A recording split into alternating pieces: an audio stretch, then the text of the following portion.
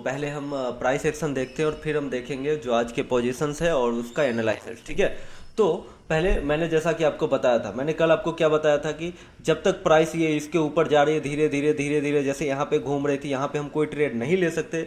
जाहिर सी बात था, रीजन ये था कि अगर यहाँ पे हम ट्रेड लेंगे ये ब्रेकआउट ट्रेड हमें कभी भी सस्टेन नहीं करता। और मैंने क्या बोला था, ये कभी भी जो स्विंग के आसपास की, कल की वीडियो जाके देखना, वहाँ पे मैंने आपको बताया था कि कम से कम पहला तो एक राउंड लेवल है और दूसरा ये स्विंग है। ये एक स्विंग जो यहाँ पे बना था जब कंसोलिडेट हुआ, ब्रेकआउट हुआ, तो ये जो 53,800 का, और मैंने इससे पहले भी आपको हमेशा बताया हो कि ये जो 1000 वाले, मतलब जितने भी लोग हैं, मतलब बैंक निफ्टी के लिए जो भी 1000 वाले लेवल है वो, ठीक है, या 800 वाले लेवल है वो, या फिर 500 वाले लेवल है वो, ठीक है, वो हमेशा क्या काम करते हैं, एक इंपॉर्टेंट लेवल होते हैं। तो इस चीज़ को हमेशा याद रखना। ठीक है, तो यहाँ पे हम ये करना चाहते हैं कि अगर मान लो यहाँ पे जब से ये ऊपर जा रहा है, जब तक ये ऊपर जा रहा है, जब तक ऊपर जा रहा है, हम यहाँ पे ट्रेड नहीं ले सकते थे जब तक हमको एक रिट्रेसमेंट नहीं मिलता। अभी देखो आज रिट्रेसमेंट मिला, वैसे आज भी कोई ट्रेड नहीं हुआ इसमें, जो पहले का ट्रेड था वही था।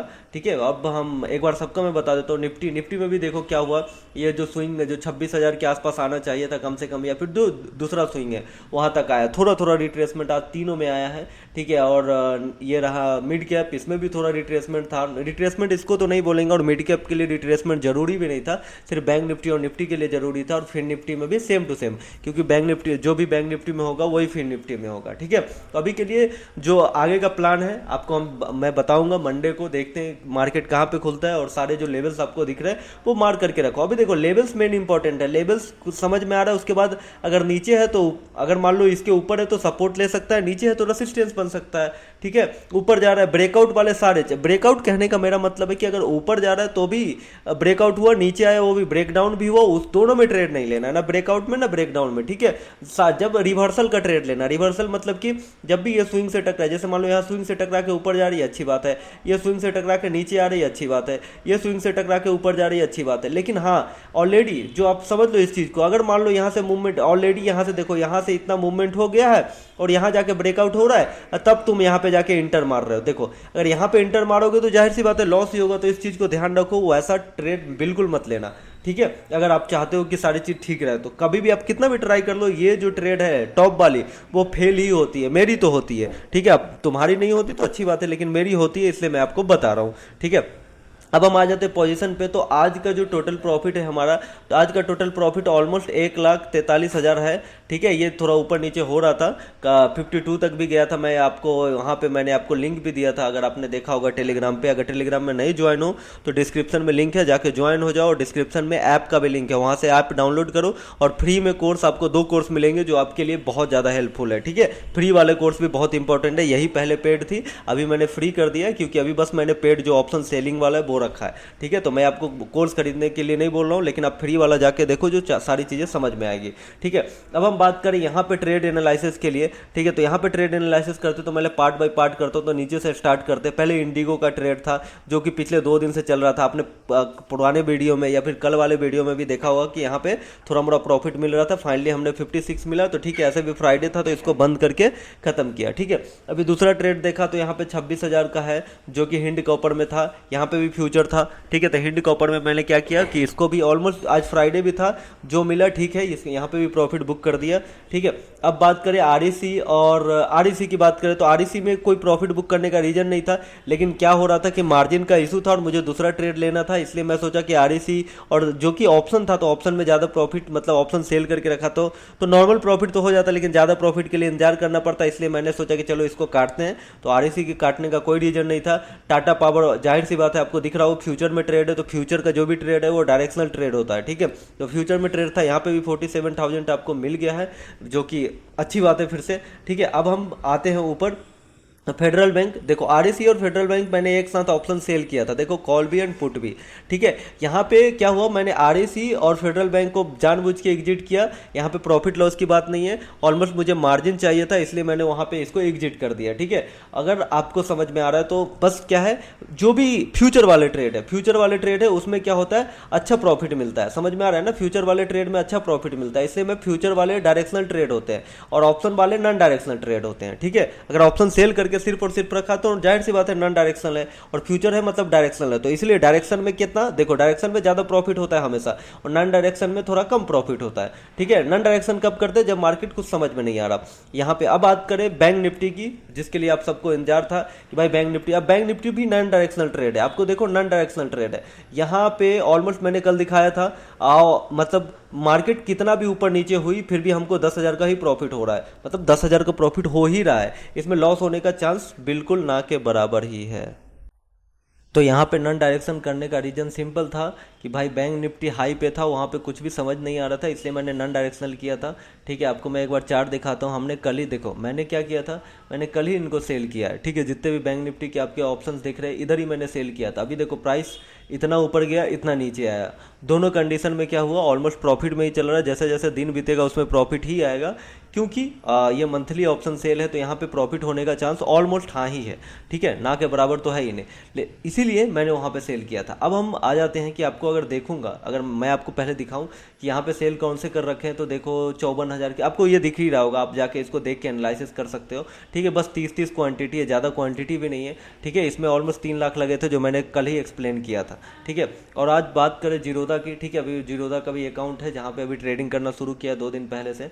ठीक है, तो यहाँ पे भी अगर आप देखोगे तो आपको समझ में आ रहा होगा कि यहाँ पे भी जो सेम कंडीशन है, यहाँ पे ऑलरेडी मैंने बैंक निफ्टी के सारे कॉल पुट को सेल कर रखा है। जाहिर सी बात है, जब तक ये ब्रेकआउट लेवल पे है मेरे को डायरेक्शनल ट्रेड मिलेगा नहीं, और मैं डायरेक्शनल ट्रेड नहीं करूंगा, और इसलिए मैंने सिंपल सी सेल कर रखा है। अगर आपको मैं एनालाइज करके दिखाऊं कि इसमें क्या चल रहा है, ठीक है, तो आप एनालाइज पे क्लिक करोगे तो आपको दिख रहा होगा यहाँ पे अभी भी आज शाम को ही किया 1700 प्रॉफिट में ही है, मतलब ये भी लॉस में नहीं है। ऑलमोस्ट इसमें 1 लाख का प्रॉफिट हो सकता है, लेकिन इतना का नहीं, 80-90 का भी हो जाएगा तो हमारे लिए ठीक है। ठीक है, इसलिए यहाँ पे हमने ट्रेड लिया। बाकी अब देखो BEL का और RSE का ले रखा है। ठीक है, तो ये भी प्रॉफिट में आ जाएगा धीरे धीरे। अभी थोड़ा ऊपर नीचे हो रहा है क्योंकि मंथ का अभी पहला टाइम ही है, मतलब अभी 1 तारीख भी नहीं आया, और ये सारे अक्टूबर के, इसलिए धीरे धीरे जैसे ये 2-4 दिन अगले वीक तक ये सारी चीज़ प्रॉफिट में आ जाएगा।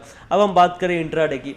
अब इंट्राडे में क्या चल रहा है कि इंट्राडे में ये चल रहा है कि देखो अचानक से अब जो भी प्राइस है, अभी इंट्राडे में हमको क्या चाहिए, इंट्राडे में हमको चाहिए कि डायरेक्शन जहां से हम ट्रेड ले बैठे। अभी मान लो 2-2 पॉइंट 3-3 पॉइंट लेते बैठोगे तो तुम कभी प्रॉफिट में नहीं आओगे, ये तुमको भी पता है। मान लो ऐसे ही डायरेक्शन में यहाँ पे घूमता रहे, यहाँ पे घूमता रहा, जाहिर सी बात है कॉल भी ऊपर जा रही है, पुट भी ऊपर जा रही है, फिर कॉल भी नीचे आ रही है, पुट भी नीचे आ रही है। तो इस कंडीशन में बार बार हमारा स्टॉप लॉस हिट होगा। ठीक है, अब देखो स्टॉप लॉस हिट होगा, उसके लिए क्या उपाय है जो मैंने किया। आप देखोगे तो मैंने पिछले भी काफी अच्छा खासा डायरेक्शनल ऑप्शन सेल किया था, जहां पे अच्छा खासा प्रॉफिट भी बना था हमारा, लेकिन जब से ये इस लेवल पे आ गया, जब से इधर आ गया, वहां पे मैंने ऑप्शन सेल करना बंद कर दिया, क्योंकि यहाँ पे ना ऑप्शन सेल कर सकते ना ऑप्शन बाई कर सकते, और अगर कर भी लिए तो बैठना बहुत मुश्किल हो जाता है। ठीक है, क्योंकि वो बार एसएल हिट करता है, और बिना एसएल का मैं ट्रेड नहीं करता, इसीलिए मैंने ये वाला ट्रेड अभी अपनाया है। फिर जैसे मार्केट मुझे समझ में आएगा मैं इंट्राडे भी मारूंगा, उसकी भी वीडियो आ जाएगी। ठीक है, तो आई होप आपको ये सब समझ में आ रहा है कि आपको क्या करना पड़ेगा। आपको डिपेंड करता है कि आप क्या करने वाले हो। ठीक है, आपको करना ये पड़ेगा कि आपको मार्केट के हिसाब से चलना पड़ेगा। मार्केट हमेशा आपको प्रॉफिट नहीं देगी कि हाँ भाई आज भी प्रॉफिट दे रही, कल भी प्रॉफिट दे रही, परसों भी दे रही, रोज रोज प्रॉफिट दे रही, ऐसा बिल्कुल नहीं होगा। ठीक है, सेम जैसे चलेगा कि इंट्राडे में किसी दिन इंट्राडे में बहुत पैसे मिलते हैं, बहुत पैसे मिलते हैं, लेकिन इंट्राडे में रोज नहीं मिलते। और इंट्राडे मतलब इंट्राडे जितने भी ट्रेडर हैं वो प्रॉफिट में क्यों नहीं आ रहे, इसीलिए तो क्योंकि लोग सोचते हैं कि जो रोज हो रहा है रोज, यही बात है प्रॉफिट में, इंट्राडे में प्रॉफिट होने का एक ही रीजन है कि भाई सोच समझ के ट्रेड करो, रोज मत करो। लेकिन इसमें भी एक बड़ा क्वेश्चन है कि भाई मेरे मुझे कैसे पता चलेगा कि मंडे को करना है, ट्यूसडे को नहीं करना, ट्यूसडे को करना है, वेडनेसडे को नहीं करना। तो इसका यही तो बात है, इसका कोई लॉजिक ही नहीं है। जो बता रहे आपको बेवकूफ़ बना रहे, इसका कोई लॉजिक नहीं है। आपको खुद एनालाइज करके आपके एक्सपीरियंस, आपके ऑब्जर्वेशन से पता चलेगा ना भाई। तो सिंपल सी चीज़ है, मैंने इसमें क्या कर रखा है कि भाई जितने भी ब्रेकआउट ट्रेड है, मैंने मतलब मेरे 2-3 रूल है, अगर तुम्हें सुनना है तो सुन सकते हो। ठीक है, कि भाई जितने भी ब्रेकआउट ट्रेड है, मैं आपको चार्ट पे आता हूँ, मैं समझाता हूँ। ठीक है, ये रहा बैंक निफ्टी का चार्ट। तो पहले तो नो किसको कहना है, जितने भी ब्रेकआउट ट्रेड है, चाहे ऊपर ब्रेक हो रहा है चाहे नीचे ब्रेक हो रहा है, यहाँ पे मैं कोई ट्रेड नहीं लूंगा, तो ये 2 चले गए। ठीक है, मैं सिर्फ रिवर्सल ट्रेड लेता हूँ। अब रिवर्सल में भी देखूंगा कि ट्रेंड किस तरफ है। जैसे मान लो कि नया ब्रेकआउट हुआ है, जहां पे नया ब्रेकआउट हुआ है तो हमको इंतजार करना है कि क्या सही में रिवर्स हो रहा है, क्योंकि यहाँ पे भी बार एसएल हिट होते हैं। मेरे बार एसएल कहाँ पे हिट होते हैं, जहां पे नया ब्रेकआउट हो और रिवर्स कर रहा हो, लेकिन रिवर्स वो जल्दी नहीं करता, इसी जगह घूमता है। आज देखो आज इतना बड़ा मूवमेंट हुआ, लेकिन लेकिन मैंने ट्रेड नहीं लिया। जाहिर सी बात है, पिछले 2 दिनों से ये ऐसे ही नाटक कर रहा था, तो मुझे पता नहीं चल रहा था कि कहाँ पे लेना है कहाँ पे नहीं लेना, इसलिए मैं वहाँ पे नहीं ले रहा था। ठीक है, और आज मूवमेंट हुआ तो आज समझ में नहीं आया, तो जब तक ये समझ में नहीं आएगा तब तक वहाँ पे हम कोई भी ट्रेड नहीं करेंगे। ठीक है, अब आ जाते हैं मैंने दो चीज, मैंने क्या क्या बताया, ब्रेकडाउन पे नहीं लेना है, ब्रेकआउट पे नहीं लेना है, दो चीजें। ठीक है, फिर भी एक जोन में घूम रहा है वहां पे भी नहीं लेना है।